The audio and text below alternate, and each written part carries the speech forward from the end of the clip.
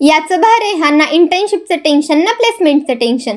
तर नमस्कार मंडळी, जय महाराष्ट्र मित्रांनो. तर खूप दिवस झाला ब्लॉग नाही टाकला कारण एक्झाममुळे नेक्स्ट वेवचे खूप सारे लेक्चर पेंडिंग होते, म्हणून ब्लॉगिंगकडे जरा दुर्लक्षच केलंय. आणि हो, एक गोष्ट सांगायचीच राहिली, मी न्यू इयर पासून भगवद्गीता वाचायला सुरुवात केली आहे. तुम्हाला टाइम असेल तर तुम्ही पण वाचा, खूप छान आहे.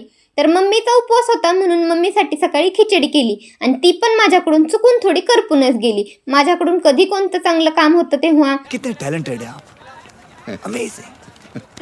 बाहेर आल्यावर बघितलं तर आमचा रॉकी मस्तपैकी झोपला होता. त्याची लाईफ भारी आहे, हा कशाचं टेन्शन नाही, काही नाही, खायचं आणि झोपायचं. नंतर आजीचं जरा गावात काम होतं, मग मी पण गेले कारण ती जेलमध्ये राहून सॉरी आय मीन हॉस्टेलमध्ये राहून मी जरा बोर झालेले असते.